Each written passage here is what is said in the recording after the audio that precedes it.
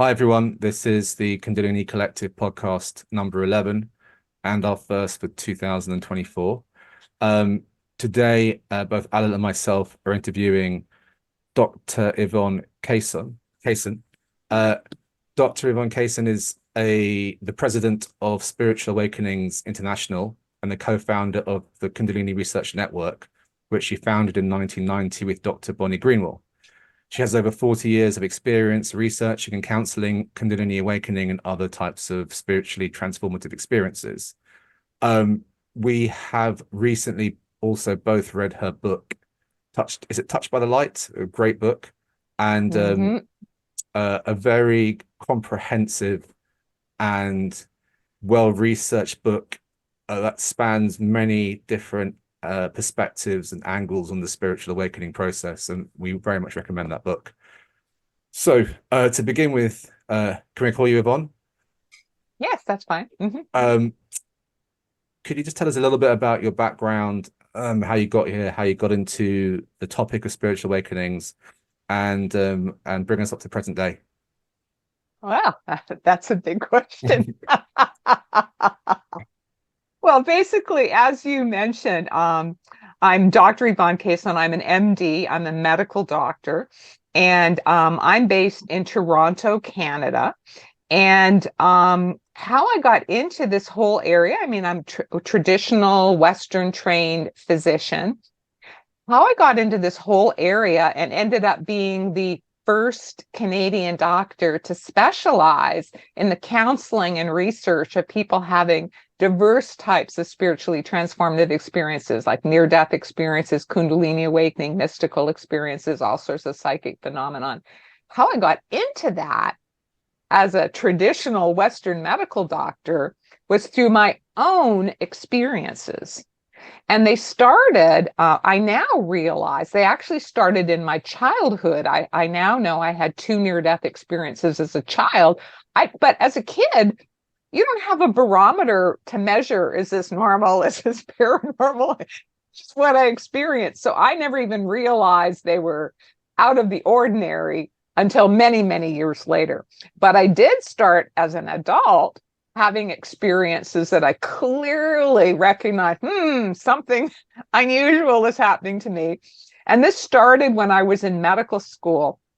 When I was at the age of 23, I had a powerful experience when I was meditating that I now know was a Kundalini awakening. But when this happened to me at the age of 23, I didn't know what it was. Nobody knew about Kundalini awakening. I certainly didn't know about Kundalini awakening. So, I mean, I can go into more detail later about the experience if you'd like me to, but I just sort of, I was in medical school. I had a lot of exams and studying. I just sort of put that, aside as, we'll look at that later. I have to focus on my studies and my exams. But then when I was already a young medical doctor, and I was finishing my residency specialty training. So I trained as a family physician, and later on, I got extra training to be a psychotherapist as well. So I was an MD psychotherapist. But when I was 26, when I was a young medical doctor resident, I was sent on medical evacuation, or we call medevac, in a small twin engine propeller plane with a critically ill patient. And I was in a plane crash. And in the course of that plane crash, where I was almost killed, I had another very powerful STE, or spiritually transformative experience, which I now know was a near-death experience. And so these two experiences happened to me, powerful experiences during my medical training. What I now know was a Kundalini awakening in my last year in medical school. What I now know was a white light or mystical type of near-death experience when I was finishing my residency. But when these happened, so these impacted me tremendously. So for many years as a young doctor, after I finished my residency and went out into practice, I led a double life. I was relatively, I would say, almost completely in the closet about the spiritual part of my life. Whereas on the outer part of my life, I got a teaching position at the University of Toronto. I had a very busy medical practice, and I had a very successful career. But in secret, I started researching all types of spiritual and paranormal experiences from anywhere I could find, from any source. I looked in the psychology literature, I looked in the medical literature, I also looked in parapsychology, I also looked in the different spiritual traditions, trying to understand what I had actually experienced.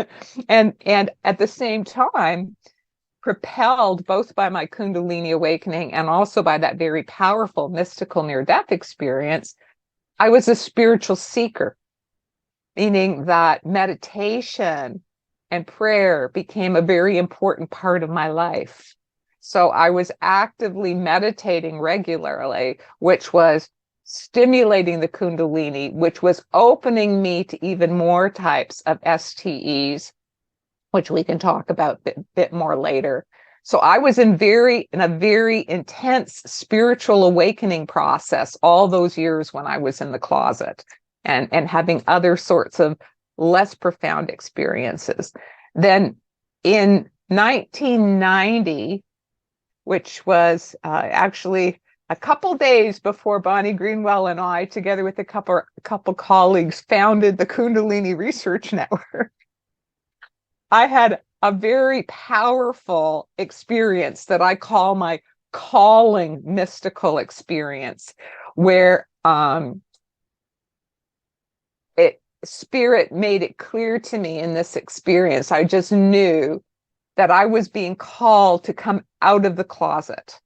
That, 12 years researching in the closet, spiritual practice in the closet, it was now time for those two parts of my life to come together, for me to come out of the closet and to specialize my medical practice in the counseling and research of people with STEs, and to become an advocate for experiencers, because great harm was being done. And I had witnessed it over all of these years, that people having, whether it be a Kundalini awakening, near-death experience, mystical experience, psychic awakening, whatever, were being harmed by the medical profession, labeling it as crazy, labeling it as a sign of mental illness, automatically pathologizing it. And similarly, the general public was doing that. The general public was labeling people as crazy. And further, many churches were also labeling it as work of the devil or dark forces.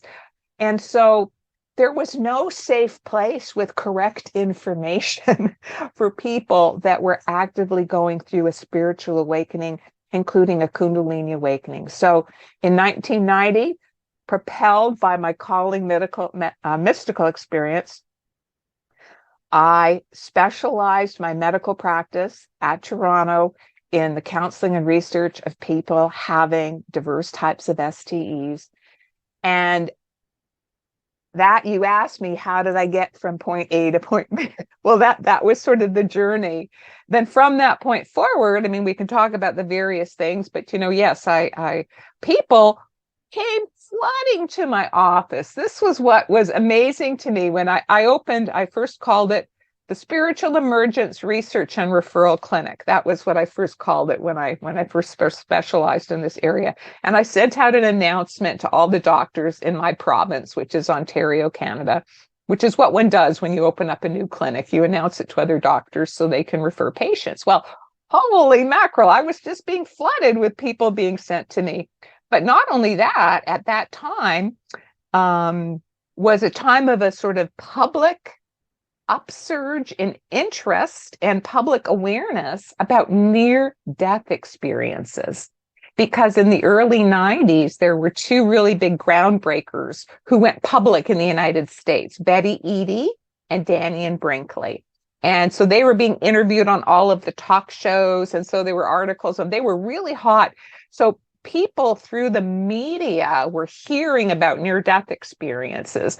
And, I, of course, had that near-death experience in the plane crash that I told you about. And when I went public, I started talking publicly about my plane crash near-death experience. Well, this got caught up in that swell of social of media interest. Media interest. I'm talking TV, radio, magazines, newspapers on near-death experiences. So I'm in Canada, and so they're going, "Gosh, is there somebody in Canada who's had a near-death experience? Oh, there's this doctor in Toronto. Let's interview her." So all of a sudden, I found myself being invited to all of these interviews. This is through the 90s in the Canadian media. And this also generated a whole flood of people who are experiencers coming to see me in the practice. Like some people told me, like, spirit guided me to turn off the TV, and there you were. A doctor in Canada talking about a near-death experience. I immediately phoned your office and made an appointment. So my practice became flooded with experiencers, and so that is how my practice evolved into this incredible specialty of counseling people with all types of spiritually transformative experiences. After that, I went on and started writing books in addition to all the public talks, in addition to counseling people. And my latest venture, we can talk about what happened in between if we have time in this interview, but my latest calling that Spirit has called me to do is the launch and running of Spiritual Awakenings International. And Spirit, I'm no longer in medical practice. I'm retired from medical practice. But Spiritual Awakenings International is an online forum. And we have a website that has a lot of information about spiritually transformative experiences. And it's been amazing since we launched in 2020 that people from 92 countries around the world have subscribed to Spiritual Awakenings International. So it's telling me this is a global spiritual awakening that's happening. This information is really needed all over the world. And fortunately, the internet is providing a forum where this information can go all over the world. And so we have monthly featured speaker events focusing on spiritually transformative experiences. We have experiencers sharing circles once a month where people in confidence can come and share their experiences with other experiencers. And we have an annual conference that's coming up in June. So this is how, and my new books, these are all ways that I'm currently trying to continue to raise awareness about spiritually transformative experiences, and also to do my part in the big scheme of things in supporting experiencers.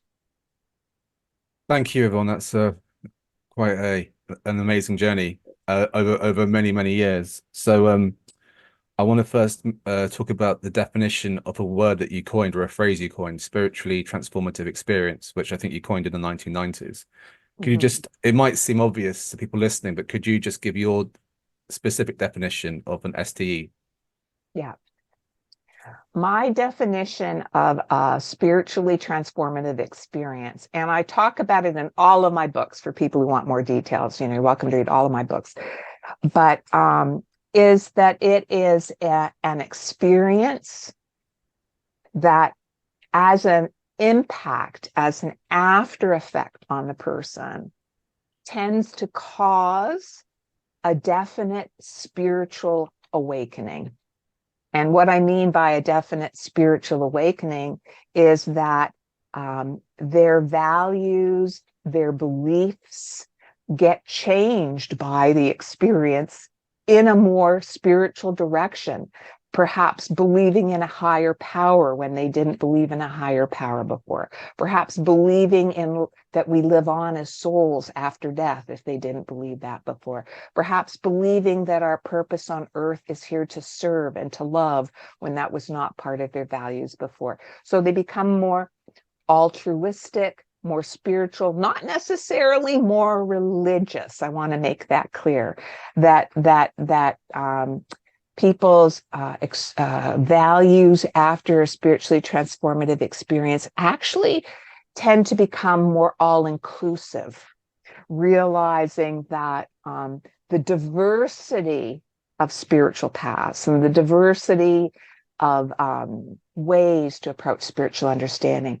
I also, for clarity, subcategorize and I make definitions for various subtypes of spiritually transformative experiences. Because spiritually transformative experiences, that's an umbrella term. So it's a big term that's going to include a lot of different types of experiences that all tend to transform people in a more spiritual direction and confirm our true spiritual nature. And the way that I categorize them is drawn very much from yoga. Because as I searched, all sorts of literature, all sorts of traditions, trying to understand what I was experiencing and what my patients were experiencing, and trying to find words, of vocabulary. I mean, as a doctor, diagnosis, we want an accurate diagnosis, an accurate label, an accurate description. Not that it's a disease, just in terms of understanding it.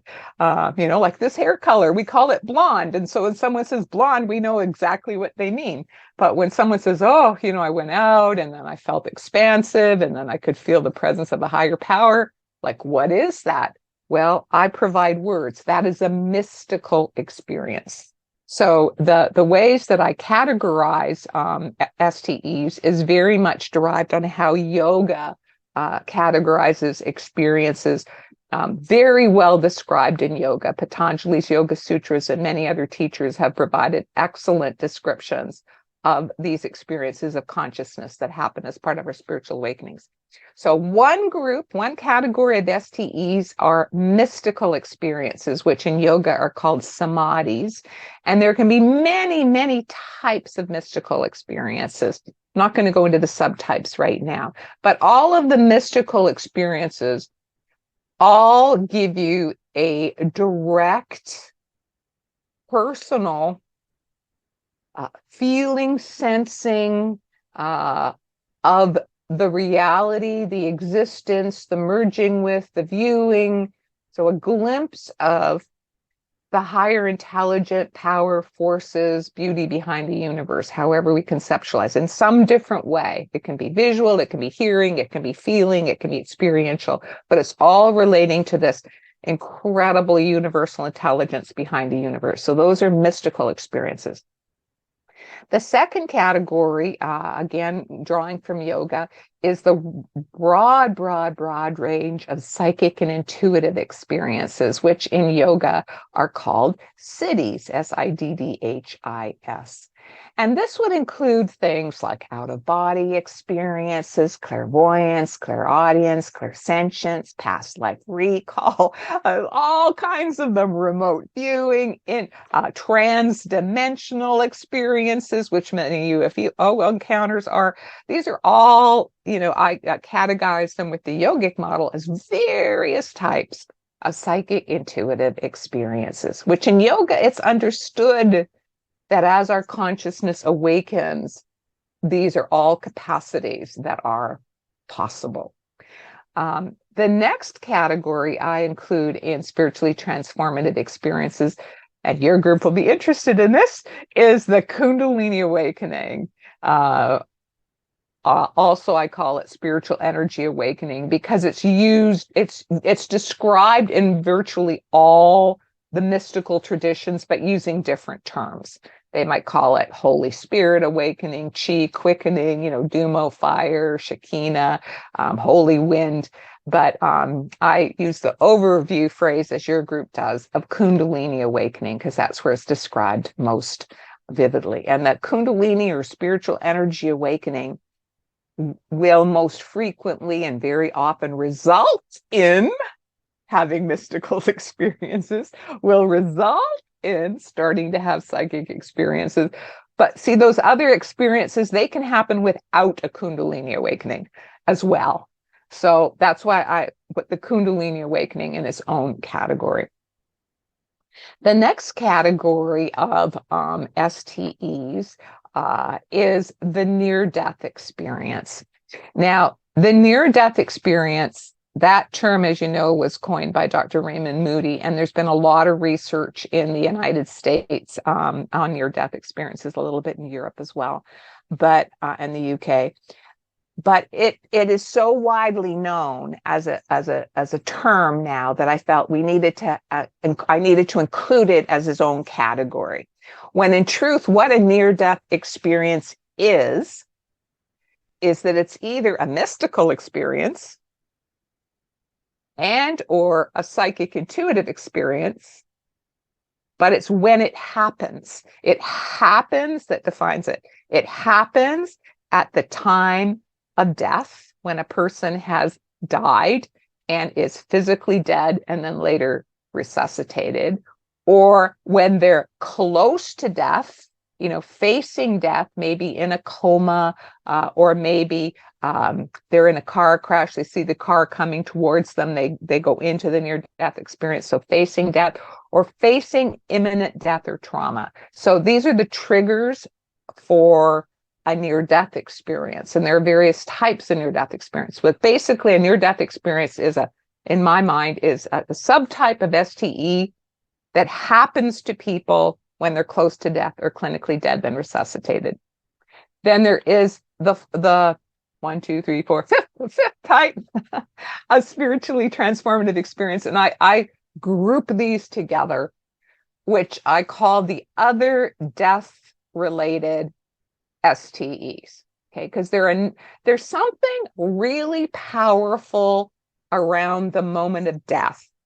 And so there have been a fair amount of research about these different phenomena around the time of a person's death. So I put that in a category of its own, just that's such a powerful time. But again, they are mystical or psychic experiences that happen close to the time of death, but they're not near-death experiences. So one type is the end of life experience, or nearing death experience, or bedside visions, terminal visions. There's all sorts of words for this, but these are spiritual and paranormal, so mystical and psychic experiences that happen to people who are actually dying. And it usually happens to people, it can be hours before they die, or even a few days before they die, or even starting a week or two before they die, but they die after that. So that is the end of life experiences. So that's one type of death-related STE. Another type of death, the other two types of death-related STEs happen when somebody else dies, when you're not the person who's dying, but you are emotionally close or physically close to somebody else who's dying. And one is what I call the death watch experience that happens at the actual moment that somebody else dies. And there's all sorts of things that can happen to you. If you're at the bedside, you could have a mystical vision, out-of-body experience, see them crossing over. All sorts of things can happen if you're at the bedside right at the moment when somebody dies. But they can also happen when you're on the other end of the planet, right at the moment that somebody else dies, getting a vision of them coming to you, etc. I describe these all in my book. The third category of subtype of death-related STEs is the after-death communication. So this is days or weeks or months or sometimes years after a person has passed away, that a living loved one has experiences of that person communicating from them, that person's spirit communicating from the other side. So that is, I think, number 5 in the categories, other death-related STEs. And then the last grouping that I include is the inspired creativities. And expired creativity is very much related, in my experience, often to Kundalini awakening. That some people with their Kundalini awakening go into powerful, inspired creativity. Gopi Krishna was a primary example of that. So for me, there's my definition of spiritually transformative experiences, the umbrella term, and the major subcategories. Thanks a lot. What I wanted to ask you is, first of all, that's a very comprehensive list. You did leave out psychedelics. Was there any reason people who report transformations from, let's say, ayahuasca or mushrooms, and we have encountered it in our communities. Do you categorize psychedelics as a STE, or potentially can create STEs? No, I do not categorize it as an independent type of spiritually transformative experience. What you're talking about now is something different. You're talking about triggers for Okay. STEs. Right. And there can be diverse triggers for STEs, all kinds of them. And that's where I put psychedelics, is that they can be, for some people, a trigger for an STE. And I've certainly met many people. But again, the type of STE that they have, regardless of what the trigger, there's a whole list of types of STEs that they might have. Right. So there's a quote from your book that I really liked, but just now I may have heard something different from you, but I'll give you the quote and tell me your thoughts about this. You were reacting to a sample of people that I think in the 1990s, you may have researched. And you wrote, thus, the fact that all the STE experiences have both mystical experiences and signs of Kundalini activity suggests that science might someday discover that Kundalini activation is indeed the biological, psychological, spiritual mechanism underlying spiritual transformation of consciousness and STEs. Are you Yeah. and just am I incorrect or correct in saying that you might be suggesting that Kundalini could be behind all forms of STEs? I have to explain that in a little more depth because, yes, I stand with my words. Gopi Krishna, who I met personally when I traveled to India in 1977 and who mentored me and encouraged me to do Kundalini research till he died in the early 80s. He felt that with time, with as scientific and technical advances developed, and also as we research Kundalini and consciousness more, that we would come to a much deeper understanding about the Kundalini, awakening of the Kundalini energy being related to most, if not all, spiritually transformative experiences. Now, that being said, I need to add an additional depth of an additional layer of explanation for your audience, because have to remember that when Gopi Krishna was writing about this, it was back in the 70s. Okay, so the world's understanding about Kundalini awakening was essentially zero.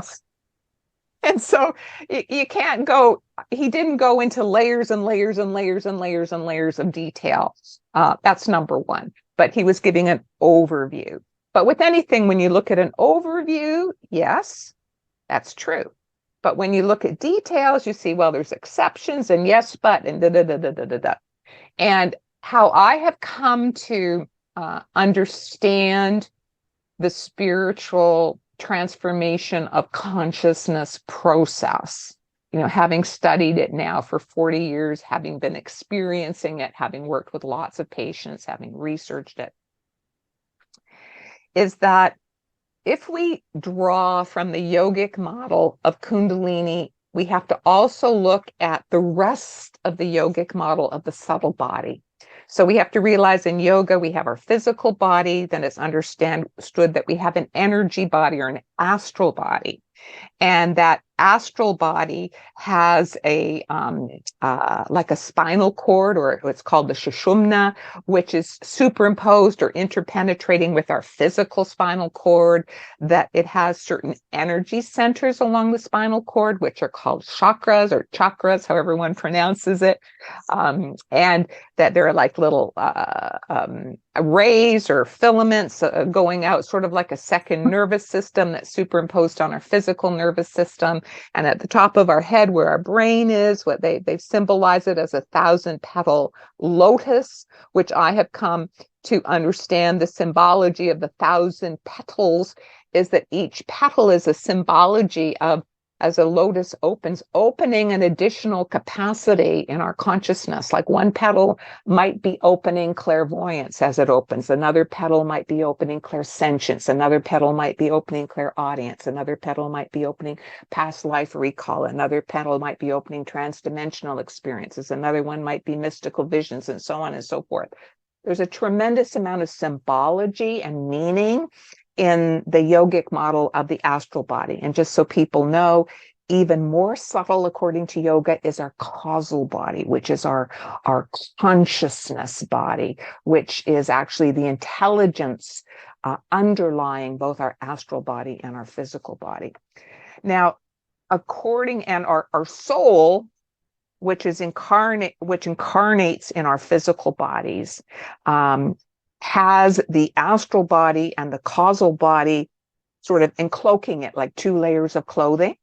And when we die in our physical form, our soul, encased in our causal and astral body, leaves and goes to the astral planes. And when we reincarnate, it descends back into a new physical form and brings life to it, etc. Now, that's all important to understand in terms of answering your question, Samir, because as the Indian yogis and the Buddhist adepts have said, that this evolution of consciousness, this opening to a wider range of consciousness, that's all part of the scheme of things, the divine plan, that we as a species are gradually, lifetime after lifetime, evolving. As we evolve spiritually, some of these brain centers in the 1,000-petal lotus may start opening, and those we identify as STEs. When you suddenly become clairvoyant, we call that an STE. When you have a mystical experience, we call that STE. That's part of human evolution. Now, can that will be more likely to happen when the Kundalini awakens, when the Kundalini energy awakens and starts going up the Sushumna, starts opening up the chakras.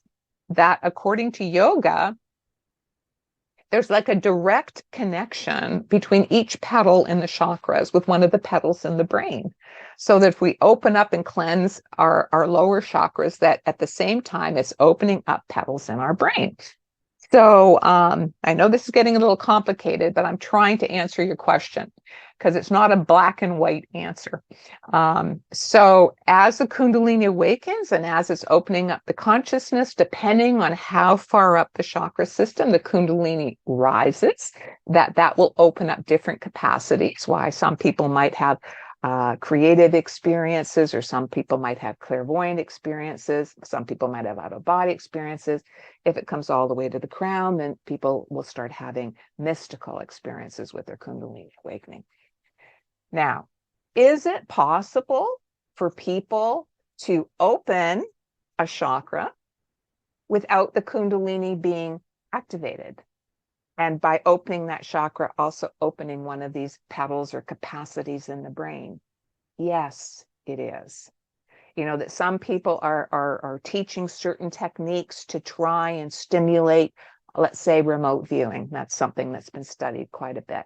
So from the yogic model, that would be that they're using their techniques to open that particular petal in our consciousness. And they've been able to do it. Does that mean they've had a Kundalini awakening? Not necessarily, although they might. So I'm trying to say that there's a phenomenon as chakra opening, which would cause an opening of one of these capacities in the brain, and there is Kundalini awakening. So some people might have an STE without a Kundalini awakening, but it's all, when you know the whole Kundalini model of consciousnness, it all fits under the umbrella of the Kundalini model of consciousness. I hope that answers your question. It does. I'll let Alan jump in. I know he's got some questions. Thanks, mate. This is it's a sideways question. In a sense, it relates to what you're saying just now, but also relates to the way definitions of different kind of transformative experiences. I'm aware that some experiences give people glimpses of a wider reality, and then that person will see there's a wider reality, but they might not actually fundamentally change. Their sense of self may remain the same. Then with other experiences, such as a Kundalini awakening, many people find themselves on a journey where the sense of self starts to shift. So it starts to shift from what you could say is the individual, in a way, created self, through dependent arisings and so forth, the internalized self, starts to shift towards being the sense of being part of the oneness, part of the general consciousness. Is that, do you want to speak a bit about that, about the differences between us, in a sense, spiritual glimpses and being in a spiritual process, moving towards?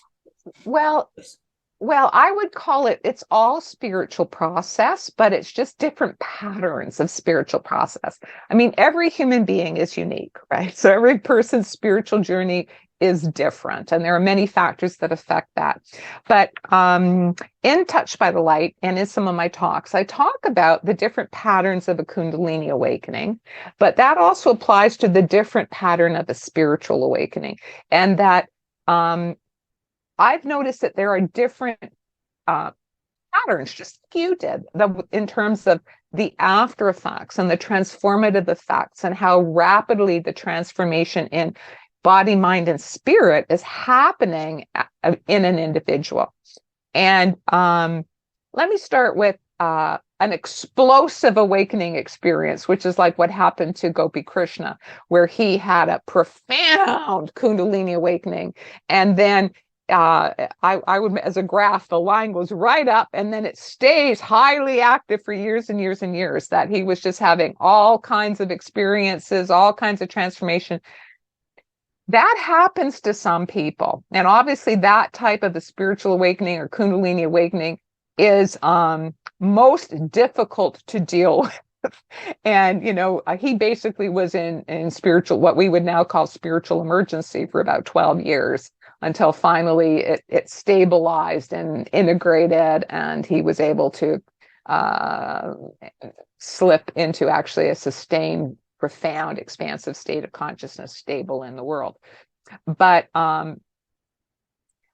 people don't have that. They might have an explosive awakening. Like for me, I had an explosive Kundalini awakening when I was 23, and then I sort of came back to normal. More or less normal. And then I had this near-death experience in a plane crash when I was 26.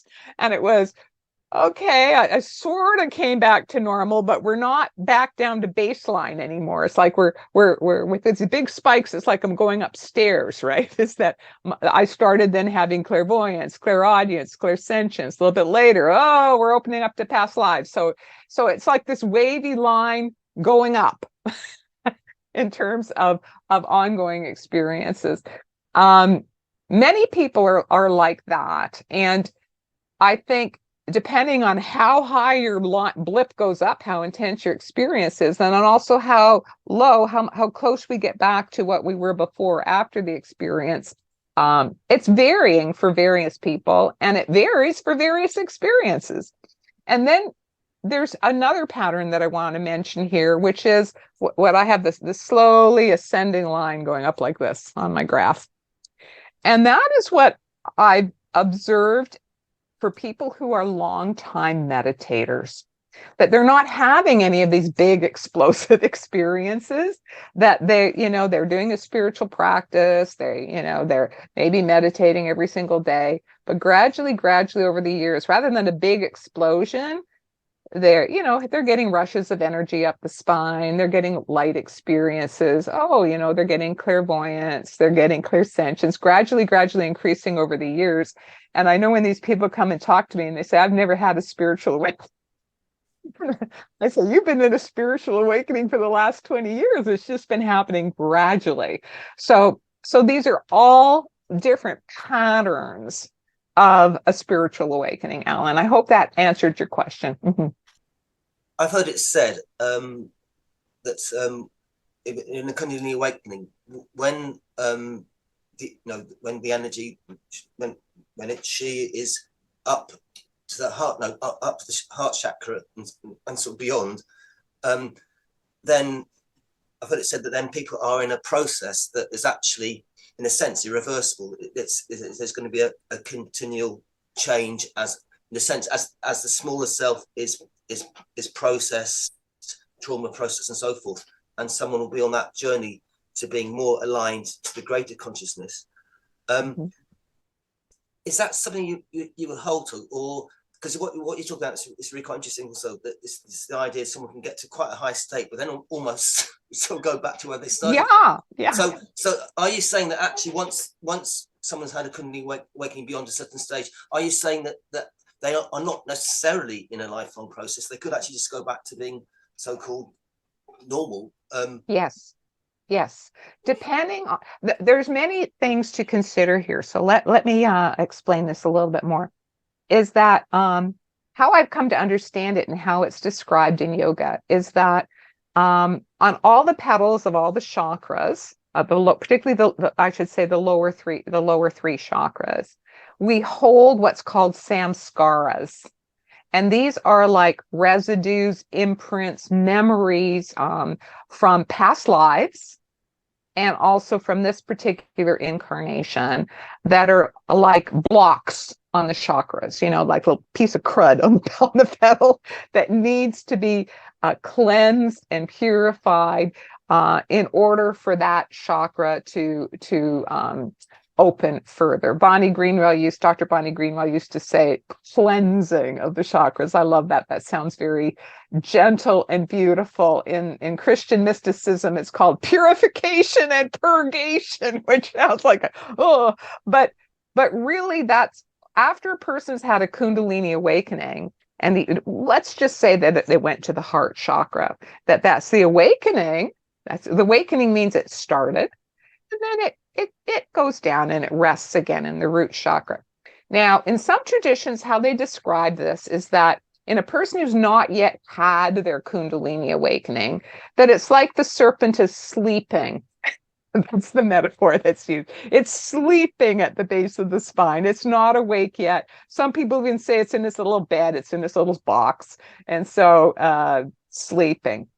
But once it's been awakened, it's not asleep anymore. So even if it's not going up the chakra system, it's still awake down at the bottom, down at the root chakra. So that with appropriate stimulation, like with meditation, for example, spiritual practice, that will stimulate it to start coming up the chakra system again.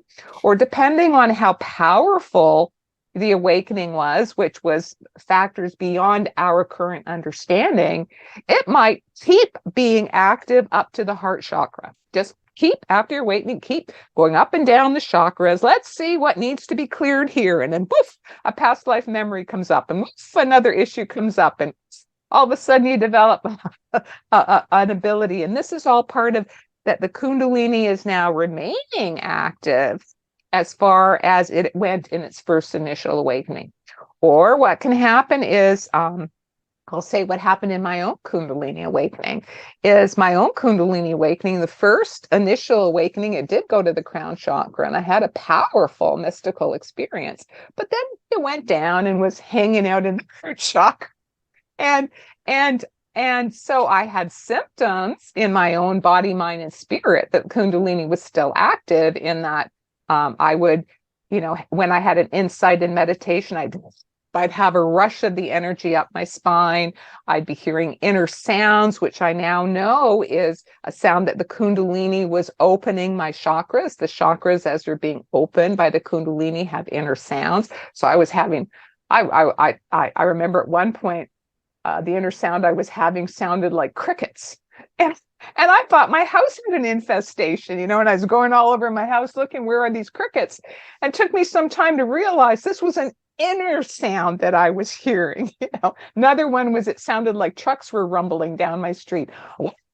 Trucks rumbling down my street at 3 a.m. I'd look out my window, there'd be nobody there, and I'd hear this rumbling sound. It took me a long time to integrate that these were signs that the Kundalini was still working. It was activating my chakras. It was cleansing them. I had a lot of issues that needed to be healed, both from this life and from past lives that started coming up. So spontaneously. So this was a sign that the Kundalini, although I was not having these dramatic peak experiences, it was still at work gently, cleansing the chakras, opening them so that the Kundalini could gradually, with time, come and rest at a higher chakra. A model, again, using the yogic Kundalini model, that I found helpful to understand this process is you think of it as the serpent, a friendly serpent. And when it rises up to, let's say, the heart level, and say somebody starts poking it down at the second chakra level with a stick, well, what's going to happen? It's going to go back down to the second chakra and go, hey, what's poking me at the second chakra? So our samskaras or unresolved issues at the lower chakras will do that. And say through a prayer and meditation, we get it up to our throat chakra, which is a place where we get into deep surrender. And or even higher when we start getting into our third eye and crown chakra. And then all of a sudden something pokes it at the third chakra. Down it goes. Now, I'm saying this because even people who've reached very advanced states of consciousness where they're able to sustain very advanced states of even communion for various periods of time, if there's issue some shadow issue they've not worked out at their second or third chakra, maybe they can avoid it for a period of time, but there's always that risk that something in life will happen and down we come to the second chakra. So no matter where we are on our spiritual awakening process, we always have to have humility, realize we're fallible. Things are called the shadow because we can't see it. We're not aware it's there. So, but if we have that humility and that awareness that we always have to be humble, we always have to realize we may have blind spots.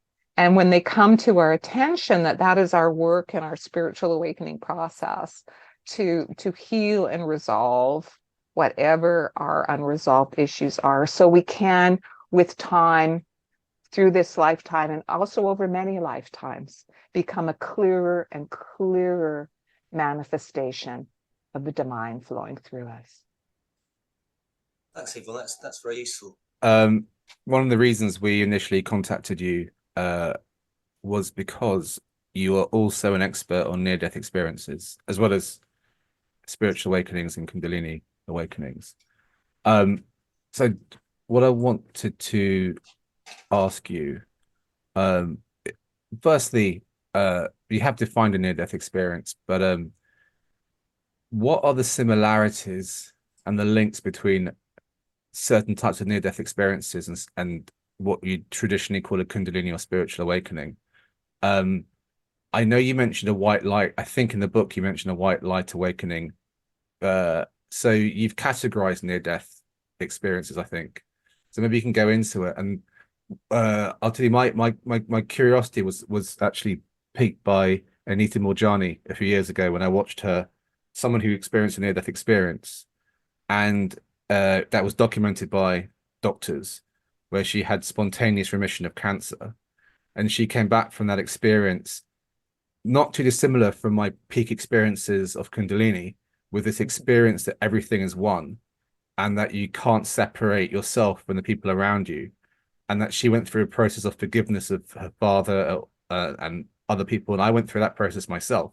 And it struck me that although I didn't have a near-death experience, I had the same takeaway, and that stayed with me forever, as in so far today, that you cannot separate yourself from anything around you. So it was a non-dual experience, effectively. So that got me interested in near-death experiences. So that's my interest. But could you tell me, from your experience, what you see are the similarities, and is there some kind of framework that fits both? Why does somebody have a near death and why does somebody have a Kundalini awakening? Maybe that's my question. Maybe it doesn't matter. Oh, well, I've had both. Yeah. Oh, okay. All right. So the simple answer to your question, and then I will elaborate and describe it more. But basically, a near-death experience is a mystical experience because there are different types. It can be a mystical experience, or it can be an out-of-body psychic experience. Or there's actually 3 types, or it can be a distressing experience. I'll get into all that in a minute. But it's a mystical experience that happens when you're clinically dead or close to death. Okay. The after effects of a mystical near-death experience is the same as the after effects of other mystical experiences. So mystical experiences are the most transformative type of spiritually transformative experience. People's lives are changed, sometimes night and day, conversion experiences after a mystical experience. So the similarity between your mystical experience and Anita Moorjani's mystical experience that she had when she was close to death is because they are both mystical experiences. Now, your mystical experience, I think, was brought on or associated with a Kundalini awakening, from best that I know you. My first mystical experience this lifetime was also associated with my Kundalini awakening. And that is when many people have their first mystical experiences with a Kundalini awakening. But some people have their first mystical experience with a near-death experience. And that appears to be what happened with Anita Moorjani, as you mentioned. But the after effects are similar to other people who've had a near-death experience. So let me now go to the types of near-death experiences, and then I'm going to go to how Kundalini connects with near-death experiences. So in my research and how I categorize near-death experiences, people do it differently, different researchers, but I categorize near-death experiences into 3 categories. So one, as I mentioned, is people who've had the mystical experience when they're near death. And, they typically talk about, they see a tunnel or a dark expanse of space. They might see beings of light on the other side, departed loved ones, saints from their traditions, a white light realm where they're feeling the love of the higher power. They're feeling the oneness of all. They're feeling, they're learning spiritual lessons, maybe see past lives. All sorts of things may happen in that mystical experience, in a near-death experience. So that's the mystical or white light type of near-death experience. But not everybody has a mystical experience in their near-death experience. Some people have simply an out-of-body experience where they feel themselves rise out of body. They go into a state of feeling peace and calm, which means that in this Kundalini model, they've gone at least to the 2nd chakra, because fear is in the root chakra. And they tend to hover above their body. They might be watching the doctors trying to resuscitate their dead or unconscious body, or they might move, to the next room, see their relatives crying, or even move, somewhere else on the planet. But these are all out-of-body experiences, and they do not progress. Some people will progress from an out-of-body into a mystical. That happened to me in the plane crash. But others, that's all, their whole experience, their whole near-death experience is the out-of-body experience. These are still very transformative, but not to the degree, not the life-changing degree that a mystical experience when you're near death is. So this has been corroborated by other researchers. So it's a white light mystical that is by far the most transforming, life-changing. But there's a 3rd category of near-death experience, and we do have to include that. It's important to understand. Some people have what's being called distressing near-death experiences, and where they're not, it seems, going out of body and up into the light, which in yoga would be called the high astral planes or the astral heaven. They're not going out of body and here, staying on our level, watching what's happening on planet Earth. But they seem to go out of body and into some sort of dark or distressful realm. And in my understanding from yoga, I would call that lower astral planes. That some people will go into, it seems, lower astral planes where there might be darkness, tormenting creatures, tormenting voices, etc. Pastor Howard Storm is a very classic example of someone who, when he had his near-death experience, began by going into one of these lower astral planes with all these tormenting entities, tormenting voices. And actually, it was so horrible. He was a devout atheist. He thought, well, if it's going to help me, I'm going to do something. I'm going to try praying, see if it helps. And he didn't know how to pray. He didn't know what to say. He could only remember a little bit or part of a hymn he learned as a child. Jesus loves me, this I know. So he tried to sing a little bit of that. And the voice, don't bother, it's not going to help you. You know, Jesus isn't real, blah, blah, blah. I heard all these tormenting things, but he persisted. And I guess that was close enough to his prayer that spirit answered. And this beam of white light came down and brought him from the lower dark realm and brought him up into the realm of light. And then he had a profoundly positive, mystical near-death experience, which was totally transformative. And he became a pastor afterwards. Like this was like a Paul on the road to Damascus, a spiritual conversion, mystical experience from a devout atheist who became a pastor. So that's one type of distressing near-death experience.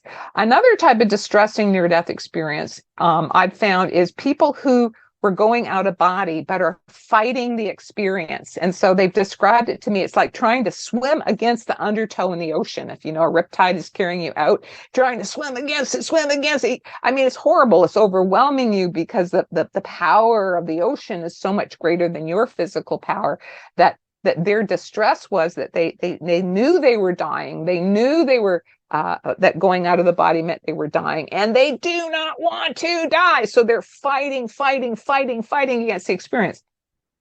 It's not that anything distressing was happening to them. They were distressed by fighting the pull out of body. So that's a second category of near-death experiences when people say, oh, I had a horrible experience. And that's what they'll describe. They were fighting the pull out of body. The third type of distressing near-death experience I've heard about is people will describe something that sounds like a hallucinogenic nightmare, you know, like distortions and I wonder when I've heard these stories if perhaps that is an influence of the drugs that they were taking at that time. Like people have told me they were under anesthesia, right? So there was painkillers in their body, there was anesthetic in their body, there was all this stuff in their body. If this is actually, you know, some sort of like nightmarish like condition created with lack of oxygen to the brain plus all of these drugs in the body, because it's not a mystical experience. It's not an out-of-body experience. It's just a sort of like, you know, a bad trip type of experience. And but the interesting thing is that in my work counseling people and talking to people who've had all the types of near-death experiences, that even those having distressful near-death experiences, usually if somebody who is loving and supportive and embracing, accepting of their experience works with them, they can come to have it as a growth experience too. You know, that regardless of what type of distressing near-death experience, they can use it for personal growth. So now for the final part of your question, which was about the relationship between Kundalini awakening and near-death experiences. Do I think there's a relationship? Yes, I do. Did Gopi Krishna think there was a relationship? Yes, he did. That Gopi Krishna thought that as we approach the moment of death, in some circumstances, not all circumstances, but in some circumstances, the Kundalini might awaken in order to protect the brain. Okay, that the Kundalini has vital, life-saving nutrients in it, ojas and prana, which we haven't talked about, that it would rise so that flow of that life energy, that flow of that ojas is in the brain to keep the brain alive as long as possible. That he thought that could be one reason why some people will have mystical experiences when close to death, because their Kundalini awakened in order to protect the brain. He also thought, which I these are all theories because we really don't know. He also thought that, and Paramhansa Yogananda wrote about this, that at our moment of death, that, as I described earlier, our soul, encased in our astral body and our causal body, retreats up the astral spine, the Sushumna, to the crown, and then eventually leaves the body through the crown.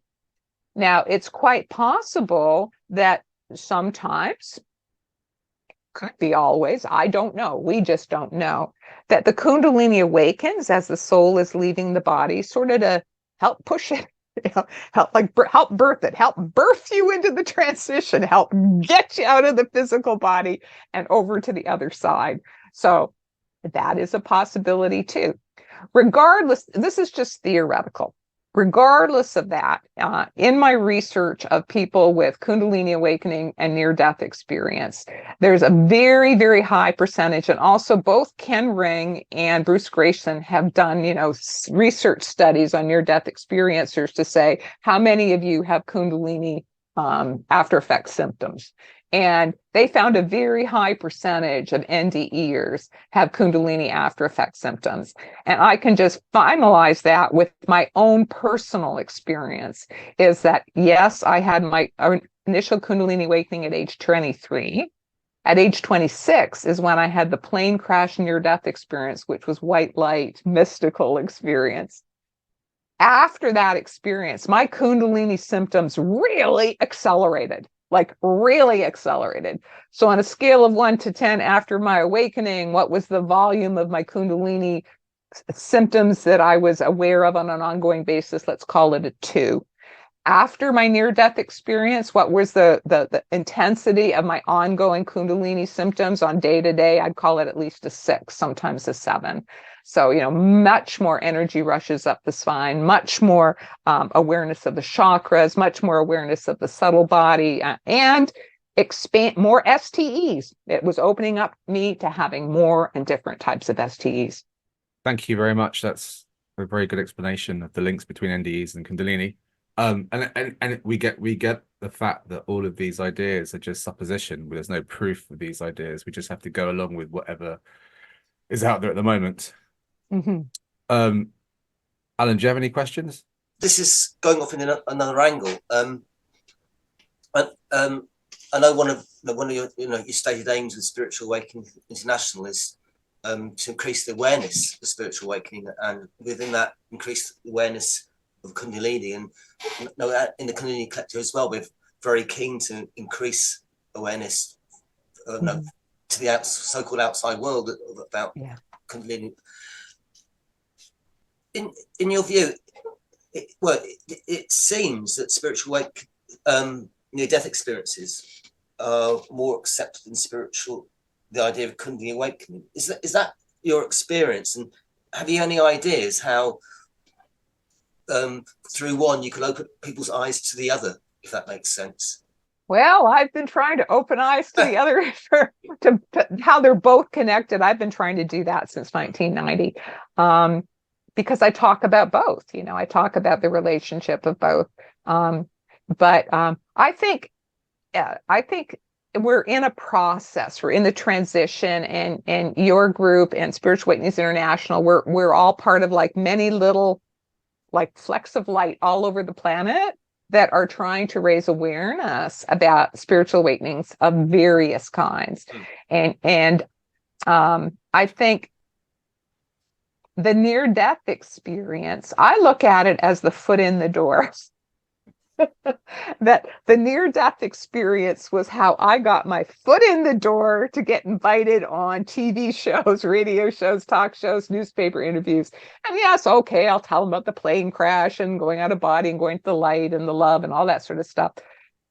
But then I can add at the end, however, there are more types of spiritually transformative experiences that talk about Kundalini and mystical experiences and psychic awakenings, all those sorts of things. It caught media attention So that's part of why there's a lot more attention to it. There have been movies about people having near-death experiences, children having near-death experiences, people trying to induce near-death experiences. I mean, it's even in Star Wars, that mega hit in one of the episodes. Luke Skywalker has a near-death experience. He's freezing to death and he sees his deceased guru or mentor, master, I think they call it in the series, telling him, go find Yoda in whatever the island, the planet is. It was a death experience where he got important life guidance. So these is through the media, through the mass media, there's awareness now, so that, I mean, at least in North America, just about anybody's heard of a near-death experience. We've not had that kind of media promo about other types of spiritually transformative experiences. However, thank you to, what is his name now? The fellow, George Lucas. Because he's had almost every type of STE in his movies, in his Star Wars series. And I mean, I'm sure, bless you, never met him, but I'm sure he's an experiencer. I mean, that he could have put so many types of STEs in his movies. So I think it's great. So now if you tell people about like a psychokinesis, being able to move something with the power of your mind, that's not so weird because they've seen it on Star Wars, right? Telepathy, clairaudience, clairsentience. And they see these on these science fiction movies. So it's for the new generation, it's making it in. Okay. Kundalini, spiritual energy awakening. We haven't had a media hit with that. And, that's more, maybe we will in time, and it'll raise more awareness about it. But in the meanwhile, what seems to be raising awareness is the experiencers themselves. Because it seems to me, I mean, again, we don't have documentation, we don't have measurements, but it seems to me, as Gopi Krishna predicted, that more and more people are having spontaneous Kundalini awakenings. And as that's happening all over the planet, they're trying to figure out what's going on with me. They search for information on the internet and they go, oh, this is called Kundalini. And then they join up with your group or they come to Spiritual Awakenings International. We have, as I mentioned earlier on, experiencers sharing circles the first Saturday of every month. And they're open, they're free, they're confidential. People all over the world, who find out about them are welcome to come and share about their experiences. We always have people showing up who are having Kundalini awakenings from countries all around the world. And they tell us the same thing, like, there's nobody I can talk to. I'm so glad to have found you that I can at least talk about it and I can learn more about what's happening to me. So it's a very real phenomenon. It is less known than the other types of STEs. And the reason NDEs is out there is not that it's more common, because actually in my research, it's less common than Kundalini awakening. That Kundalini awakening is more common, but Kundalini awakening is less known because of the media interest, less media interest. Just to follow that up, and Samir is much more knowledgeable about this than myself, but in the traditional Indian model, which we're using the Kundalini, obviously from that model, someone only has a Kundalini awakening after so many years of practice, with their guru, the teacher. So I guess within the traditional Indian model, what's happening shouldn't be happening. If I may interrupt, I have a direct response for that. According to the Indian model, we reincarnate. And so perhaps, like me, for example, I had a spontaneous Kundalini awakening at the age of 23. In my last near-death experience, I remembered all my past lives. So I saw it to be true. My hypothesis was true. My hypothesis always was, well, if that's true, I must have had my first Kundalini awakening in a past life with a guru. And now that enabled me in this life to to have a spontaneous awakening because my soul is just continuing on from past lives. So people who argue that, they're leaving out the concept of reincarnation, which is also part of the yogic model. And when I saw my past lives, that I've had active Kundalini for many, many, many incarnations. I've had near-death experiences in many, many incarnations. I've had mystical experiences in many incarnations. I'm trying to make myself special. No, I'm just saying it helped me understand me. It was like, oh, okay. Maybe from our limited understanding of one lifetime, it seemed odd or weird that I was having all of these STEs. But from a soul perspective, on many, many incarnations, it was not odd at all. It was like, oh, yeah, that's me. And I think that many other people who are having spontaneous Kundalinis, awakenings, if and when they are ever given as part of their journey memories of past lives, will discover this is not my first incarnation being in this process. Thanks. As we come to the last 15, 20 minutes, I want to bring in a few other topics because your research covers different types of awakenings and different psychic awakenings, and we don't really cover those topics. It'd be great to cover a few other nuances that you've covered. Now, I know when we spoke a few months ago, you mentioned that you're not an expert on UFOs. I do have a interest in that subject matter, and there's a quote that you wrote in your book. So I know you're not an expert, but I wanted to reference this quote. So you referenced compared to others. I know a little bit, but I'm not like, that's not been the focus of my career. You wrote Dr. Kenneth Ring conducted a carefully controlled research project on this subject and reported on it in his third book, The Omega Project. During his research, Dr. Ring discovered that individuals who reported having close UFO encounters or abductions also scored very high on a scale he devised to rate Kundalini activity. He also found that a UFO encounter often had the same type of transformational impact that a near-death experience had. Yes.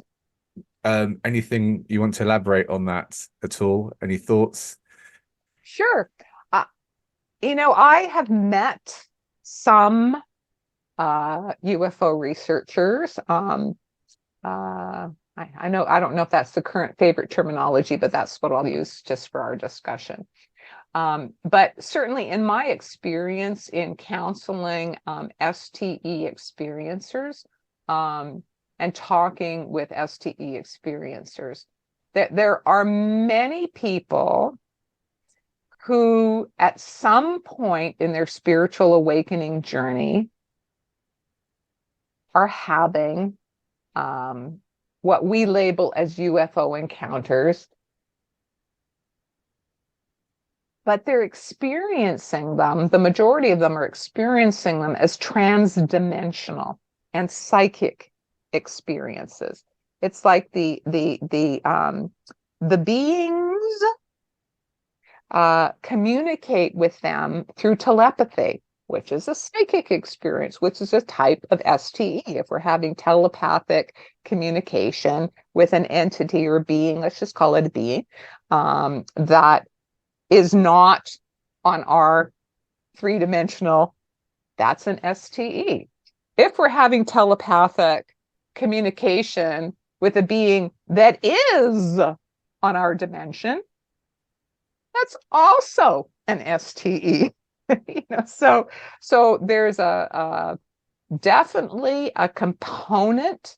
Now there seems to be increasing evidence that some UFO encounters are actually physical on our physical plane, like pilots flying by have seen them and taken video cameras.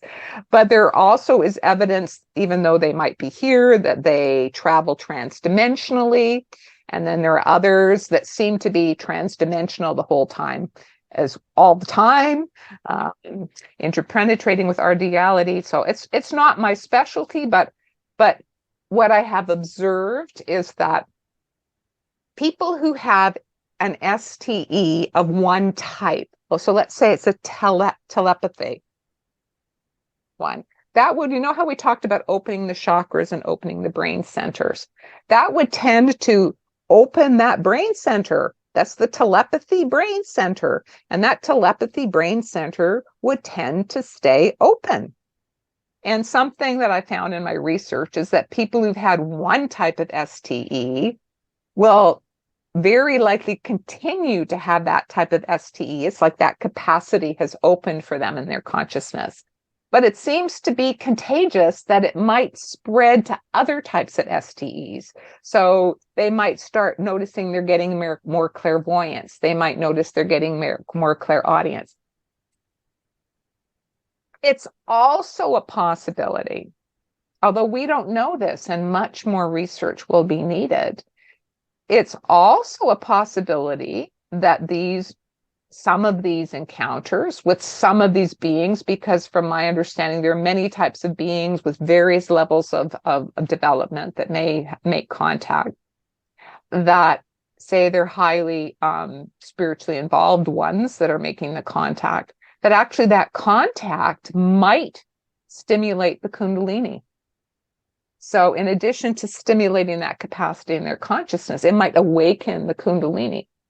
And I have a third thing to say, which is it's also my observation that people who've already had a spiritual awakening, who've already had a Kundalini awakening, who are already open to, say, clairvoyance, clairaudience, clairsentience, it's like my impression is that they're more receptive or more open to a transdimensional experience because these capacities are already open in their consciousness.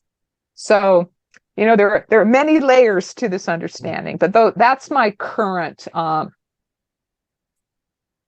point of view. Thank you. Just to share a small anecdote of some information I've heard from different relevant podcasts in the last 6 months to a year from people who are quite involved in this topic and who are part of that disclosure that's happening in America at the moment. Yes. The first thing is that many people, be it military or government officials, are indicating that their research shows that it is transdimensional and it's linked to consciousness. The experiences are specifically linked to the nature of reality and how we experience consciousness. And they don't call it the language that was used in the Senate and Congress recently was non-human intelligence rather than alien, because they wanted to specify they cannot prove it's from another part of the universe. It could be transdimensional, so they just used non-human intelligence. But also, there are a couple of books I've read recently, and they both, the lady called Professor or Dr. Diane Pascula, who's a professor of religious studies at a university in America, and she looked at the link between abductions, but also people experience angels and fairies historically. And she saw links between Catholic religious experiences like Saint Teresa of Avila, Marian apparitions, and then abductions, and how abductions are just a modern day phenomenon of something that's happened over many, many years. And if you think about Saint Teresa of Avila or these Catholic spiritual experiences, and they are the spiritual awakening experiences. And so what she's suggesting is that there's just a anthropological visual experience of entities, and the modern day phenomena could be a UFO, but back 2000 years it would be an angel. So yes, very much what people would label it, that you're talking about what people label it. Yeah. And I very much in my book, that's why I try to describe what's the essence of the experience, and then people may label it differently, how I would label it. Right. But there's a phenomenon. The phenomenon is happening. People are having real life changes from it. And as you wrote quite succinctly, it's not that dissimilar from people are having Kundalini awakenings. That it's just a phenomenon and a mystical experience. How we perceive it, whether it's an external visual of an alien or whether it's an internal vision of light and mandalas, which is what I had. Maybe at some level there's no difference. Maybe it's just an experience. And that's why I like STE as an umbrella term, and these are included. All these experiences are included under STEs, and also forgot the second point that I was going to say. I apologize, but yeah, so it's included under STEs, and Yeah, and there are many different levels that we can perceive. So we can have a vision on if you look at the astral planes, we talked about that before, all the levels on the astral planes. Maybe I didn't give them detail. I compare it to the ocean, how we now understand the ocean. There's the levels at the top that's full of light, and levels in between that there's less light, and levels way down at the bottom where light never comes, and all sorts of different forms of life has adjusted to living in the different levels in the ocean. The ones down at the bottom where there's no light and no oxygen, ones in between, and ones up at the top that need the light. That similarly in the astral planes, how I've come to understand it, there are many, many, many, many, many different astral planes, levels in the astral planes, and that there are levels of evolution of consciousness on the different astral planes. According to Yogananda and Paramahansa Yogananda, and also to yogic and Buddhist traditions, but we continue to evolve even higher than what we perceive as the astral heavens. That when we have finished learning all of our lessons we need to learn in our physical incarnations, that we then start reincarnating in astral incarnations, because there are even higher levels of learning that our souls are going through in our astral incarnations, where we no longer need a body to learn and grow in those dimensions. And then supposedly, this is way beyond our understanding, but that there's also on the causal plane, when we no longer need even the energy visual, that we go to the plane of pure consciousness, that we incarnate repeatedly on the causal plane until finally, the ultimate union with the source is achieved. So I'm saying all of that to give a perspective when we're having these transdimensional experiences. These transdimensional beings, in terms of their soul evolution, they certainly seem to be technologically more advanced than us, and they're able to do, this transdimensional thing that we're not yet able to do. But that we don't know what level, if we look at this hierarchy of astral planes, that they're coming from. The spiritually advanced. That some people automatically assume, because they're technologically more advanced, that they're spiritually more advanced, but that's not necessarily the case. That just like we know, just because everyone's in a physical body here on earth doesn't mean that they have the same spiritual understanding, that they're at the same stage of their growth. So mystical experiences, we're accessing, the high astral heavens. So I do differentiate a mystical experience where we're having, say, mystical visions with a great spiritual adept, for example, Jesus Christ. People who've had profound experiences with Jesus. It's clearly a mystical experience, life-changing. People having transdimensional experiences with non-human, what you called it, non-human entities? Non-human intelligence. Okay, thank you. Non-human intelligences. From what I've heard, there's a variety on the planes that they may be living at in terms of their spiritual evolution. Some seem to be quite spiritually evolved and really want to help the planet. Others, that's not the impression I'm getting.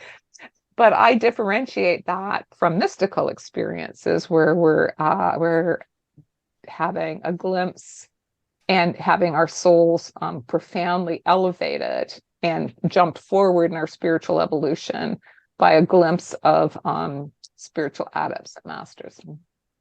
Now, this sense that there's an evolutionary aspect to spiritual awakenings and what's going on. And one way looking at it also maybe is that humans have created quite a lot of, crises, which we're experiencing now. How do you see spiritual awakenings and these broader spiritual experiences? How do you see they might fit into perhaps being part of the solution to what's happening in the world? If that makes sense. Awesome. Yeah. How I see it is that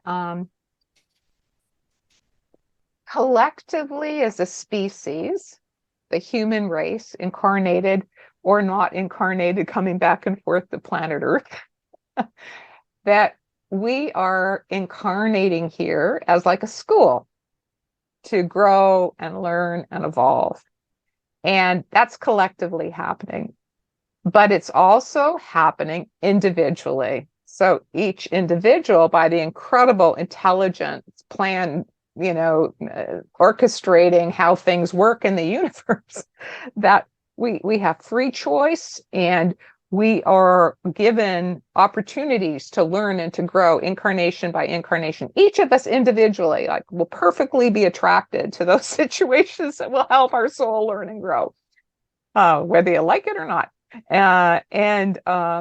But there are a lot of lessons to, like, when you finish grade 1, you have to go to grade 2. When you finish grade 2, you have to go to grade 3. And then maybe you get stuck on grade 3 math, so you can move to grade 4 and other subjects, but you have to do grade 3 math again, and so on and so forth. So it's very, very complicated.